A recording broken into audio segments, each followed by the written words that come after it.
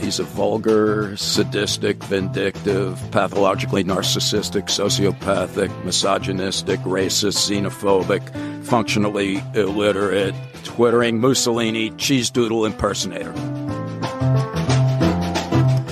Welcome to our maiden episode of Mind of State. I'm Michael Epstein. And I'm Betty Tang, and together we are your hosts. Here at Mind of State, we don't so much discuss the news as we psychoanalyze it by talking to some of the smartest, most interesting minds in the social sciences. We like to say that we put Trump and Trumpism on the couch in order to make America sane again. A daunting task maybe, but we think we're up to the challenge. Hi, Betty. Hi, Michael. How are you? I'm good. So I'm really thrilled today. It is our first episode, so that's exciting, but I'm even more excited by who we have on for our first episode, Dr. Sheldon Solomon. Sheldon is a professor of psychology at Skidmore College and the co-author of In the Wake of 9/11, The Psychology of Terror, and more recently, The Worm at the Core, on the Role of Death in Life. Light reading. Really? For sure. It must be a lot of fun at parties. Sheldon is an American Psychological Society Fellow and a recipient of an American Psychological Association Presidential Citation. He is also the co-creator of Terror Management Theory, a fascinating social and psychological application of the work of cultural anthropologist Ernest Becker. And as I said, Terror Management Theory is really the reason why we have Sheldon with us today. When Betty and I first embarked on Mind of State, all of 10 minutes ago. You're here at the ground zero. Remember the old days? Remember when we started out? Yeah, exactly. That's vintage in this day and age. Sheldon, you genuinely, meaningfully were at the very, very top of my wish list for guests I'd like to have on. And I say that because for me, your work helped me understand, probably more than anything else I had read, the 2016 presidential election and all of the turmoil and the chaos of the Trump presidency the last 2 years. The election, as I like to say, the courtship is the marriage. So the election campaign really did predict the kind of president we got. People had thought he'll elevate in the office or he'll pivot. He'll pivot. No pivot, no elevation. And your insights genuinely gave me an intellectual framework to see what was going on in the media and with Trump himself and with Trump's supporters. And in particular, I think, the angry, the ugly, and the incredibly divisive debate that we're having right now as a country over immigration. And with that in mind, I'd like to welcome Sheldon Solomon. Well, thank you, Michael, and thank you, Betty. It's a great honor to be here. An honor. And a delight. Yeah, there you go. Okay. You're buttering us up. You're our best guest we've ever had, Sheldon. There you go. Like right out of the gate, let me just say. Always good to get in early. Yeah, exactly. Okay, so let's start sunny and happy, and then we can move to the Trump stuff, right? So death, right? Your work is death-focused. Your mother might say death-obsessed. Yeah. Right? So what is it about death that is so difficult for us as human beings? I mean, this is not a new idea. We all know we're going to die, right? We are aware all over the place. Characters die in books, Absolutely. Right? It's not, I read it. I was like, well, what's the big revelation here? Why haven't we gotten past it by now? Why are we unable to accept the finite nature of a life? Yeah, a great question. And I think that's where Ernest Becker comes in 1973. He wins a Pulitzer Prize, ironically, a fefew weeks after he died, for the book, The Denial of Death. And Becker argued that this is the central kind of cog in humankind's psychological apparatus, and that if we're genuinely interested in understanding, as he put it, why do people do what they're doing? And he's like, well, we need to understand two things. One is that in many ways, we're not any different than all other living creatures. We're the products of evolution, and we're exquisitely designed over billions of years to persist at all costs. So fundamental to Darwin's ideas are that all living things share a basic biological predisposition towards self-preservation. We want to survive. We want to survive. Living things like to stay alive. And I like that because in most places, that's a relatively non-controversial assumption. Fight or flight. Absolutely. Right. All of these biological things that we understand, if a lion is going to attack the wildebeest is going to run, or exactly. The gazelle or whatever it is, and same thing with us. Absolutely. And so, but then that raises the question of how are we distinctly and uniquely different? And Becker points out that we're smarter. Although let me put that in quotes and let me note that intelligence is vastly overrated unless it's complemented by a host of moral and ethical sensibilities that we seem to be lacking at times. But his point is we've got this ginormous forebrain, and it gives us the capacity to think abstractly and symbolically to the point where we could literally imagine things that don't yet exist, and then have the audacity to take our dreams and render them in reality. So if I can, if in just the notion of, again, the lion, yep.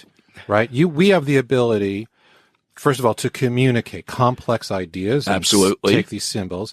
So I could say, hey, Sheldon, I was down at the river this morning and I saw a lion. Don't go there because you're going to die. Absolutely. Right? It is profoundly adaptive to be able to speak symbolically, to be able to reflect on past events and help us anticipate the future. And all of this for Becker is bound up with the fact that we're so smart, as Kierkegaard noticed, that we actually realize that we exist. And we value that we exist. That's correct. Right. And a lot of people are like, well, duh. Obviously, we know that we're here, but Kierkegaard's point is that we take self-awareness for granted because that's our default cognitive apparatus. You wake up in the morning, you're like, oh, I woke up.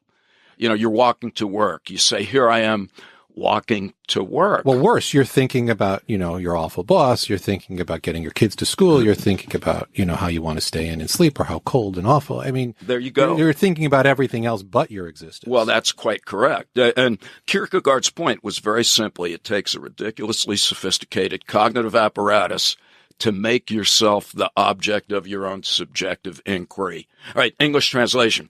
Rose bushes are here, but they don't know it. My dog. Can I say, I heard you talk. Let me just say to the people listening for a second, I promise you, I know we're on Kierkegaard, but we will get to Trump in the wall.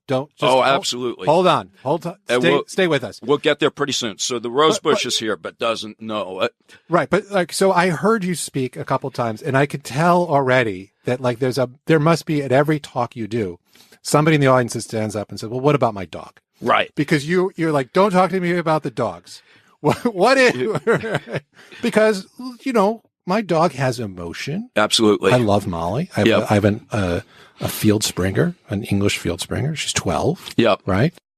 She has attachment. Yep. She has rhythms. She has a personality. Yeah. The dogs are unique and we may have to come back and do another session just on them. But basically a savvy wolf a couple of 100,000 years ago was like, God, I'm cold. I'm going to hang out with these primates and hope that they'll give me a bone. Dogs in the wild, I would insist, have no idea of their own existence.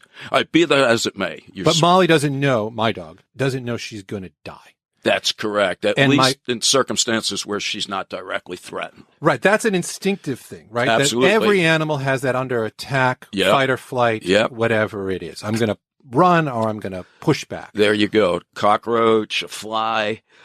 So, the question is, so what? And Kierkegaard says, look, if you're smart enough to know that you're here, that's both exhilarating and terrifying. It's exhilarating to be alive and to know it.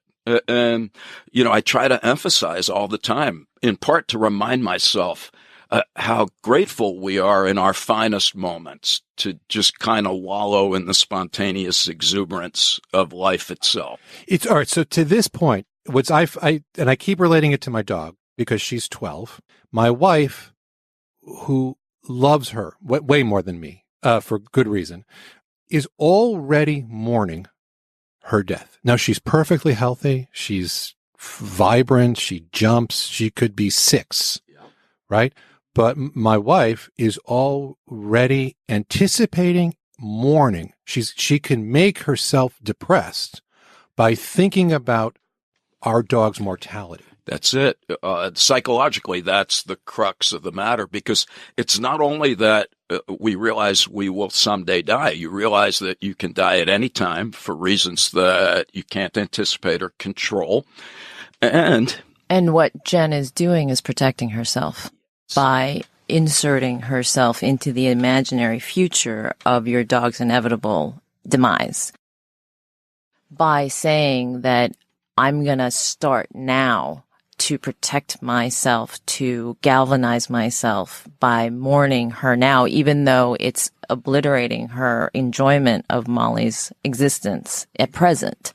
And that is what Sheldon seems to be also what you're talking about, that we, by fearing the inevitable, truncate our present or do whatever we do in the present to protect ourselves against this terror of non-existence.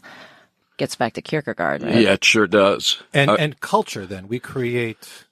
That would be Becker's point, okay. And where our work takes off, because the argument is that we would all literally be paralyzed with a debilitating existential terror. If that's all you thought about, I'm going to die, I could walk outside and get hit by a comet. I'm a breathing piece of defecating meat. I'm a cold cut with an attitude. You'd just be cowering under the table, a twitching blob of biological protoplasm, yearning for large sedatives. But most of us are able to stand up and walk around every day. And the answer is culture. What Becker hypothesizes is that what our ancestors did very cleverly, although quite unconsciously, is to develop views of the world, cultural world views that are beliefs about the nature of reality that we share with people in our group. And this reduces death anxiety by giving us each a sense that life has meaning and that we have value.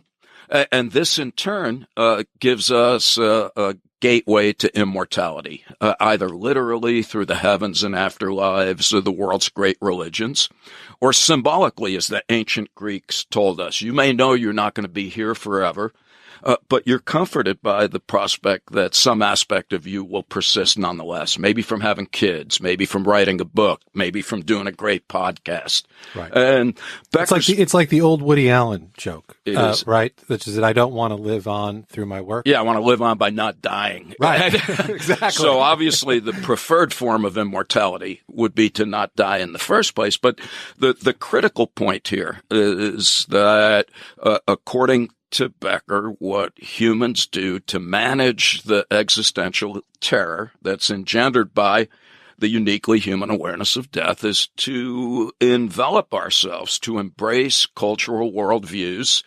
that tell us what life means, what we're supposed to do while we're here, and enable us to feel good about ourselves by meeting or exceeding the standards of value associated with the social roles that we inhabit. Okay, so let me shift gears a little bit. So we've now established, at least in these writings, the notion that we are aware of our death, that it does certain things to us, and as a response, we create all manner of cultures. Now, that culture can be Christianity, it can be Islam, it can be Hinduism, Judaism. Yep. It can be nationhood, right? Absolutely. Right? It does not need to be religion. It can be anything that makes sense of the universe and gives you a place in it. So it can be nationalism. Absolutely. Right? And often is in the modern world. Yes. How do you then, because this is where I found your work fascinating and spot on and interesting.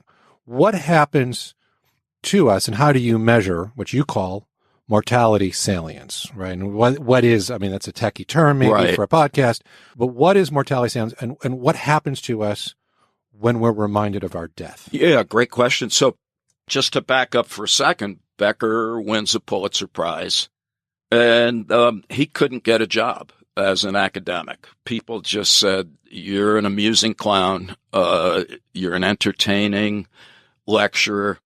These ideas are just speculative nonsense. They're soft. They're soft. They come from existential philosophy and psychoanalysis.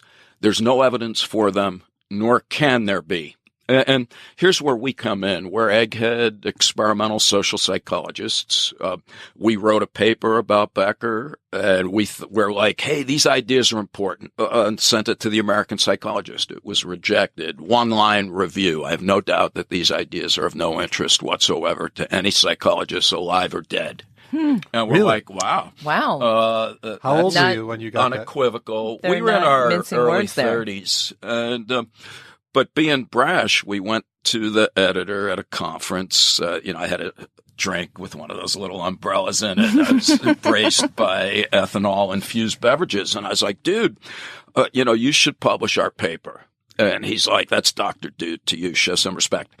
And then he's like, well, you guys should get some evidence. He granted, to his credit, he's like, look, these are interesting ideas, but no academic psychologist in North America or Europe will take you seriously until you can, quote, prove it in the traditional sense of the word. Okay. And Right. so what we did was advice. we came up with a very simple paradigm. And unfortunately, and this is a discredit to the profession of psychology, but you have to have jargon for everything. So what we thought was, okay, let's see if Becker's right. If his argument that your beliefs about reality serve to minimize death anxiety has merit, then let's see what happens if we bring people into the lab and we remind some of them that they're going to die, and others, let's remind them of something unpleasant but not fatal. You have your leg cut off in an accident, you root canal on your teeth, you failed an exam. You have to do a podcast. That's right. You have to do a podcast, any of those things. And so our view is, okay, if Becker's right, when you're reminded that you're going to die, you should cling more tenaciously to your cultural belief system. And we should be able to detect that by measuring your reactions, either to people who share or support your beliefs, or people who are opposed to them or merely different from them. If you're confronted with your death, That's right. then you will respond to someone outside your group differently than you will to someone within your cultural group. Better. I like how you put it. You will like and support people in the in-group, and you will hate and harm people in the out-group. You're under threat of existential That's correct. death. When existential threats are aroused. You are And so going now to the hew question, to your yeah. group. So now the question is, all right, how do we do that? So then we have jargon. Okay, we're going to call that mortality salience. That's just a fancy word for reminding you that you're going to die.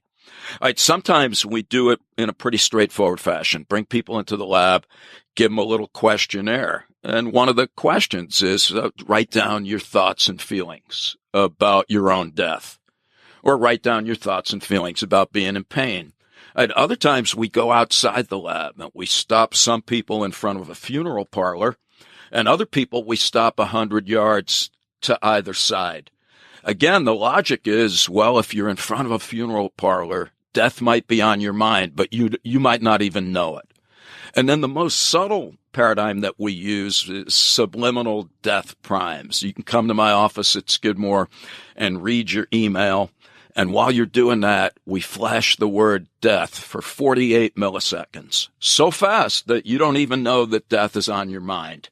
And all of the things we're going to talk about happen no matter how people are reminded. So just standing in front of a funeral parlor is enough. That's correct. So these effects are incredibly subtle, and you need not know that death is on your mind for them to happen. All right, so one of the very first studies that we did was in Arizona. We had Christian participants. They were either reminded that they were going to die or about something unpleasant. And then we just asked them to rate other students in the room. and some identified as coming from Christian families, and some identified as coming from Jewish families. So all we wanted to see is whether or not their impressions of people varied as a function of their religion, depending upon if death was on their mind. All right, first, the good news. In the control condition, the Christian participants rated the Jewish and Christian students equally, thus restoring my faith in humanity momentarily. On the other hand, when they were reminded of their mortality, they liked fellow Christians a lot more, and they hated the Jews. And this has nothing to do with Christianity. Right. To be silly, the 5 Jewish people who live in Arizona were busy that day, so we couldn't do that experiment. But over in Israel, if you remind Jewish people they're going to die, they love Jewish people, and they hate Arabs and Christians and so on. So in some senses, the more extreme the situation, meaning your death is imminent, your death is here, you're going to become very polarized. That's correct. And it will have innumerable potential reactions. So it's not only about attitudes. Like when German people are reminded that they're going to die, they sit closer to people who look like they're German, and they sit further away from people who look like they're immigrants. When Iranians are reminded that they're going to die, they become more supportive of suicide bombers and more willing to become one. Wow, Americans, that's amazing. It is amazing. Americans more pragmatic. We're not going to blow ourselves up, but we're happy to blow up other people. So when we remind Americans of their mortality, they become more supportive of the preemptive use of nuclear, biological, and chemical weapons. But the interesting thing also, reading some of your work, was it's not just these kind of really ugly, pernicious feelings. You did it with judges. That's correct. And that one blew my mind. It should. Astonishing. So this was actually the first study, Michael. We had municipal court judges reminded of their mortality, and then we asked them to set a bond for an alleged prostitute. And in the control condition, the bond was $50, which was the typical bond at the time. After being reminded of death, the judges set an average bond of over $450. And why this is striking is that judges are trained to administer the law in a fair and dispassionate way. When we told the judges what we had done, they're like, no way your stupid questionnaire could have influenced my judgment. I will tear your heart out of your chest and show it to you while it's still beating. Because I'm a rational person. Because I am a rational person. And this is also where the legal system and the rest of us take for granted the prefrontal cortex, the thinking brain, as a powerful operating system above the evolutionary brain or the midbrain. Right.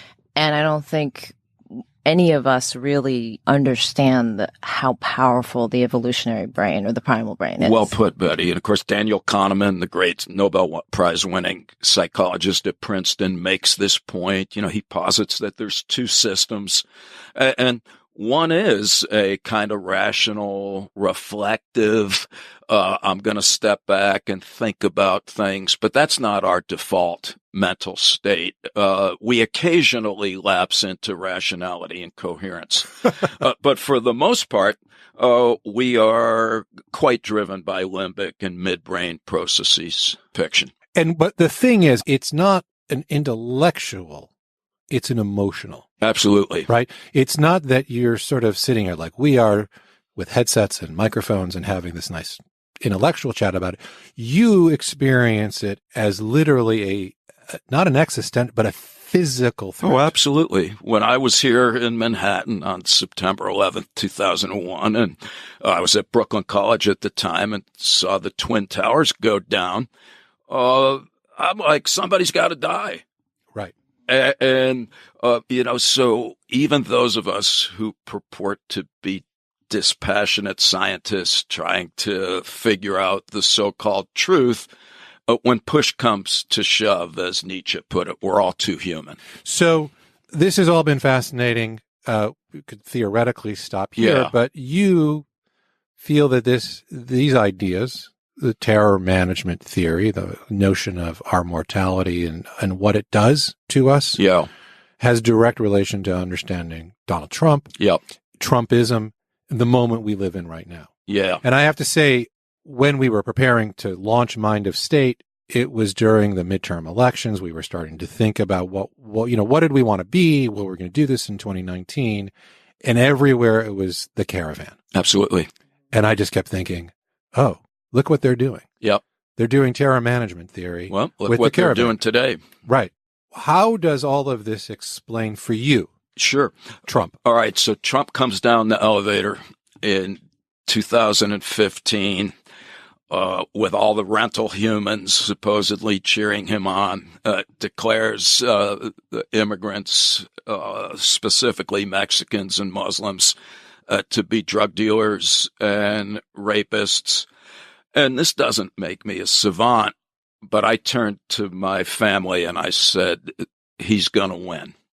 And why? At that point, Huffington Post was saying, "Oh, we're not going to cover him. That's because correct. He's a joke." Everyone, because that was the same thing that people said about Hitler, and then people got to know Trump a little better. And we're in New York now, so most people in New York, they're like, "Wow, he's a vulgar, sadistic, vindictive, pathologically narcissistic, sociopathic, misogynistic, racist, xenophobic, functionally illiterate, twittering Mussolini, cheese doodle impersonator." Right. And there's no ambiguity about that. They're I remember Spy Magazine. Exactly. Yeah. So the little-fingered, and they're like, so from Queens, the small-fingered vulgarian from Queens. There you go. And right.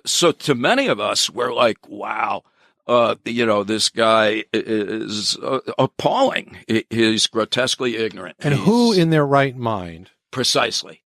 Who in their right mind is going to fall for this? That's right. And with no disrespect to the people who did fall, because we're all human, they're not in their right minds, as it were. Thinking mind. That's correct. Right. And we should pause for a sec, because we don't want to be seen, which we maybe are, is elitist, lauding over, passing judgment. Giving more respect to the evolutionary brain. That's correct. And so I think Hillary Clinton, was unfortunate when she said these folks are deplorable. They're wrong, but they are lamentable in some ways, in that I now hold them more accountable than others for our current malaise. But all right, so 2016, not the same as 2001. Because nobody had literally attacked us. But what Trump did masterfully is to create threats that, or to magnify them. So he's like, there's immigrants that are storming the southern border. There's Islamic terrorists. They're going to parachute into Buffalo and rape our daughters and eat our chicken wings. There's China that is raping us. And at his point, we're weak. And he's also appealing to a segment of the American population no longer able to subscribe to the American dream. So back to your point earlier, Michael, about, we all need a compelling narrative. And for a large chunk of Americans, white guys, after World War II, what a great country. Well, we had a common enemy to bind us together. That's correct. That's right. But and a system that supports us with jobs. That's correct. And so these were the golden days. If you had a high school education, you could have a well-paying job. Your kids could go to college. You could have a boat and a car and so on. And life is good. Right. And the culture reinforces in the Cold War and in the arms race the notion of your threat. That's right. Your real meaningful existential and physical threat. That's right. And in the midst of all of that, then here's a narrative, nationalism. That's correct. America, God and country. There you go. I'm going to make America great again. And so what Trump did was and this is true of all populist leaders, is you have to have a way of turning existential fear into rage, and you have to direct it towards an external enemy, immigrants, Muslims, Chinese people. And having defined the threat externally, you then come back and say, I am the only one who can keep you safe. All right, listen, I'm going to play a speech that Donald Trump. I mean, it's about 2 minutes. Yeah, let's right? do it. This is just raw speech during the 2016 campaign. Nice. And it's his speech, I think, in Ohio about terrorism. It's great to be with you this afternoon. And today we begin a conversation about how to make America safe again. In the 20th century, the United States has defeated fascism, Nazism, and communism. Now a different threat challenges our world: radical Islamic terrorism. This summer, there's been an ISIS attack launched outside the war zones of the Middle East. Hard to believe, every 84 hours. Here in America, we have seen one brutal attack after another. 13 were murdered and 38 wounded in the assault on Fort Hood. The Boston Marathon bombing wounded and maimed 264 people and ultimately left 5 dead, including 2 of our great police officers.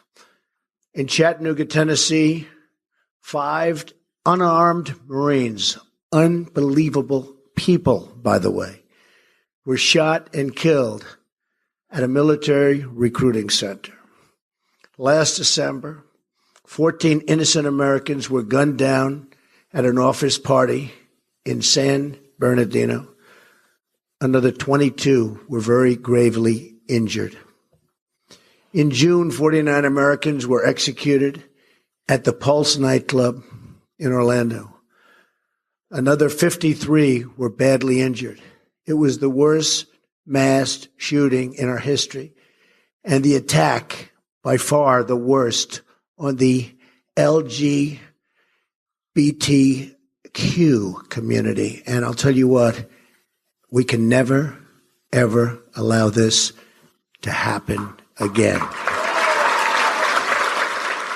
Okay, so he's going to go on. He had a hard time getting LGBTQ out,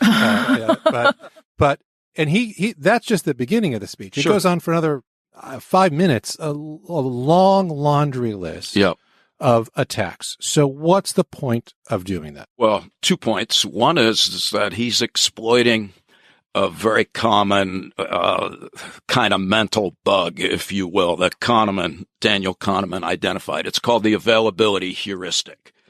So basically, you're like, oh, yeah, remember when an Islamic terrorist did this? And of course, once you do that, you bring that readily to mind. There's 2 of these things. One's the availability heuristic, and another's called the representativeness heuristic. Doesn't matter. What it is that the particular event swamps baseline information. So now you're like, oh, an immigrant or an Islamic person killed somebody. All right, well, that's bad. But that fact can only be rationally interpreted relative to baseline information. English translation, it's terrible when anybody gets killed. All right, but the most common way of dying in America is falling in your bathtub. And of course, so if your real interest is in preventing tragedies, then we'd be having non-stick bottoms to our bathtub. I'm being silly. Right. Or gun control. But not. Right. And then what Trump does, and he does it every time, and he tried it the day or two ago when he made his also flat speech in the Oval Office, he's like, oh, so-and-so killed somebody and decapitated them. And it's basically an immigrant killed this correct. Innocent person. Therefore, all immigrants are killers. And we see this, we read it, we experience it as racism. Yes. Right? I mean, just flat out. He's a racist. Yeah. And the pushback is, well, look, immigrant communities are far less prone to violence. Correct. I mean, there's all the statistics that people, and I'm sure if you're listening, there's many places, I don't need to repeat all of them, but fact-checking Trump is both irrelevant and very easy to do. And I say irrelevant because that's not how it's being read. That's right.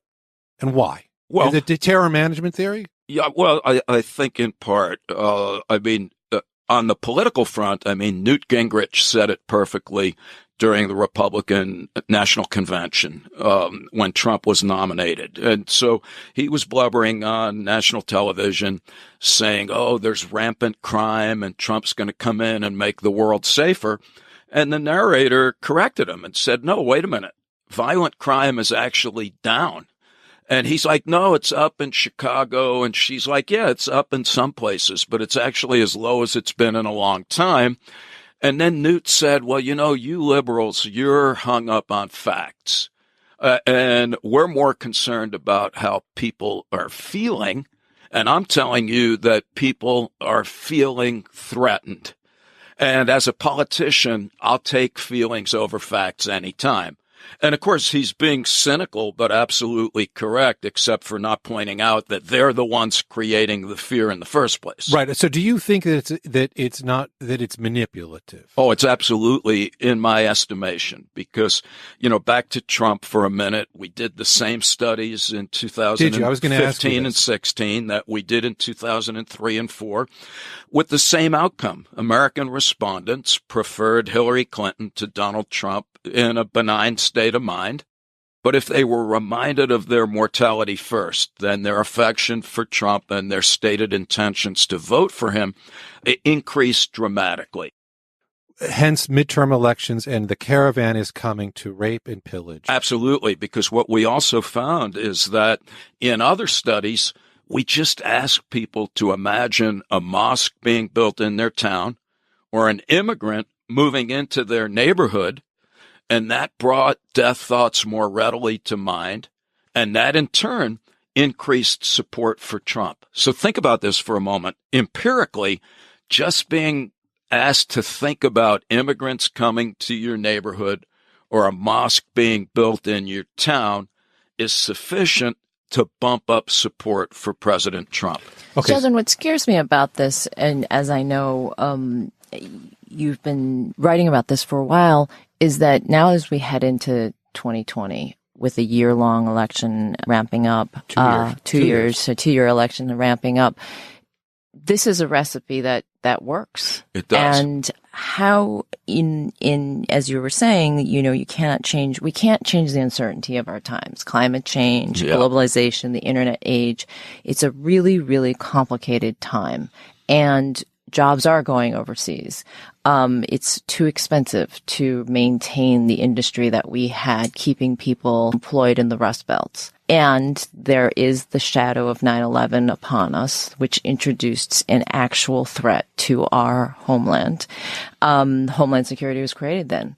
And so how do we shift this? Or how do we recruit reality? Or how do we, and not be labeled elitists or just people too focused on facts? Because obviously you can't deny emotions. I mean, they do drive us. Yeah, and right, exactly. What's the answer? Yeah, again, another one of these, we'll chug rum out of a coconut with Nobel Prizes when we have it. Or in the White House. Yeah, but I right. see no harm in at least delineating the scope of the problem. And this is where I think Eric Hoffer, who we were talking about earlier, who wrote a book called The True Believer in 1951, comes in. Because Hoffer says, look, once you have a group of people devoted to a populist leader, in his language, he says that puts up a fact-proof screen between the supporters and their leader. And so if you think that you're going to get anywhere by appealing to facts, you're sadly mistaken. And so he says, look, if you have two politicians and one is a populist leader spewing slogans, and the other is a thoughtful and able, effective leader who has actual policies, you're doomed, because you're going to be putting out complex and sophisticated arguments in position papers, and the populist is going to be lock her up, build a wall, make America great. Right. To that end, when I started to think about this, the paradigm is Republicans stand up and say, you are special. That's right. And the Democrats stand up and say, I am competent. That's correct. And that is as messaging, if we can talk about it in the purest sense, it's terrible messaging. Competence is never going to move you in the way of saying you are a special person and you're under assault and I am going to protect you and preserve your specialness. I mean, you wrote a line, if I can. Trumpism is a new worldview, and supporters' self-esteem is bolstered by belonging to it. Absolutely. And supporting the sacred mission it promotes. Mr. Trump's supporters now have something to live for. I'm going to read that again because I think it really is the most... Well, it's the meaning and the value. I think it sums it up. It sums it up. It really is. Trumpism is a new worldview, and supporters' self-esteem is bolstered by belonging to it and supporting the sacred mission it promotes. Mr. Trump's supporters now have something to live for. It is why, on the outside, people say, oh, it's a cult. They're not responding rationally to facts, right? Why don't facts matter anymore? Well, facts never matter when you talk about religion. And in this face of uncertain times where people feel really beleaguered and pressured by uncontrollable circumstances, which is real. That part is real, but then what? Then how do we marry or how do we stop superseding reality with these imagined non-factual slogans? It's going to take a lot. Well, it's going to take a leader on the other side. Oh, absolutely. Who posits a notion, a narrative, a story. Precisely. And so we're going to need a very special kind of human who, on the one hand, can step back and reflect on what's happening. But it can't, an academic egghead like me is not going to get up in front of a crowd of Trump supporters and convince them by this kind of discourse. Well, it's interesting. Yes, we're not. We're really genuinely speaking to ourselves. Right. I can imagine at this point. Although, I mean, my first talk about the George Bush studies was in Wasilla, Alaska, where Sarah Palin had just been elected mayor.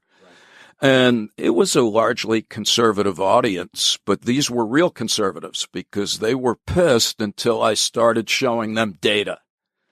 And then they're like, you know what? I thought I was going to kill you when you first started talking. But now seeing that reminding people that they're going to die increases support for Bush, I mean, that's antithetical to democracy, regardless of your political predilections. And so I do think that we could make some headway. Well, I feel it now, on the left, they feel as though they feel the mortality salience of Trump. Absolutely. And they're responding in much the same way that we are criticizing Trump supporters. That's correct. And Betty, in your piece, which is brilliant in my estimation, you make that point that it's easy to say, oh, okay, I get it, that Trump supporters tend to be blue-collar white people whose worldview was shattered by modernity, as it were. All right, but what about those of us who didn't vote for Trump? Well, our progressive worldview was ground into dust because here we are, naively, even if well-intentioned, subscribing to the Enlightenment tradition that people can be rational, that democratic outcomes can be decided by deliberations. And the time needs progress. Exactly. Right. And that's the long really a arc of huge history point. Right. That's correct. Arches towards progress. There's a philosopher in England, John Gray, and he writes about this, and he just says, look, this is the Enlightenment idea of progress is just a theistic version of Christianity, where at the end of the road, things will inevitably be better. Right. And while that was true for most of American history, it's surely no longer true. And Trumpism then confronts you in that same way. That's exactly right. It confronts you with your mortality. It is the end. Well, it is much like putting, for lack of a better metaphor, a Jew in a cathedral, saying, okay, well, what are we going to do with this narrative that doesn't accept Christ as Savior and immortality in heaven as a path to it? Trumpism now is like that person sitting smack dab next to me saying, the story that you tell about yourself and your culture is now challenged and wrong. And I have a lot of patients who are in chaos, for want of a better word. They don't know the systems that they believed in, the institutions that they operate under have been thrown into chaos. How did this come to pass? Right. And they want to become anarchists on either, on the left. And, they know that they can't, but they struggle internally with this. Well, it's a tough one. And I think you've really both have identified where we now stand and why it's such a vulnerable moment, because we're surrounded by mortality salience. But again, to get back to your point, this is why we're in an escalating cycle of perseverating problems, because death is in the air. Yes. And so you have the Trump people clinging to Trump, who has no trouble denigrating anyone who doesn't believe in him. Well, every single utterance out of him is, "We're going to die if you don't do what I say." But apropos of Betty's point, well, here we are on the other side of things, reminded of our mortality. And it's all too easy, myself included, to then just denigrate reflexively the people who support Trump. Yeah. So we're devolving into an us-them. There you go. A me-other. And, but as, I think it was Martin Luther King, an eye for an eye makes us all blind. Right. Well, we really, politics does seem right now to be two bare-fisted fighters in a ring, just the punching, stakes are very high. Going at each other, with no bell to call the end of a round, and the fuel is, as I think you brilliantly point out, Sheldon, a sense, a very immediate reminder, constantly in our culture, of our own death, and that seems to be the driver for you. No, that I think it is. I have to say, Sheldon, when I read your paper and thought about your work, like Michael, I was astounded because I felt like I had been naive with my faith in facts and my faith in reason and why. Right. But now this is telling us because. Yes. Because we are not driven, and naively, even me as a psychotherapist, know this. That's right. And yet I feel to be not driven by my knowledge, but also my feelings and faith and reason. But really we are driven by emotions, and we need to pay attention to that. Yes. Yeah, exactly. And, we didn't get a chance to talk about it, but maybe we'll bring you back, because I do think that what's missing in all of this conversation today, it was brilliant. So thank you very, very much. It's my pleasure. Thank you so much. Is the environmental crisis and what that's doing to the left, because and the mortality salience of that. The mortality salience of global warming, of climate change. However, I don't know. I can never tell which words Frank Lutz made us stop using. Right. I think it was climate change. Oh. Yeah. And he said, or global warming. Global warming was the one we should be using. And he said, whatever. But the environmental crisis, I think, is the same kind of existential threat on the left. And we had Tom Singer on, who talked about sort of climate denial as a kind of wall. Yeah, and that's what we're doing now empirically, and I couldn't agree more. And the only difference is we are 12 years away from atrocities that will make Godzilla movies look like Mary Poppins. And it will increase the immigration crisis, and it will increase everything else. Things. So we'll have to bring you back to talk about death and do that. Thank you so much. So if you didn't enjoy this enough, you can join us in a couple of months with Death in the Environment, the sequel.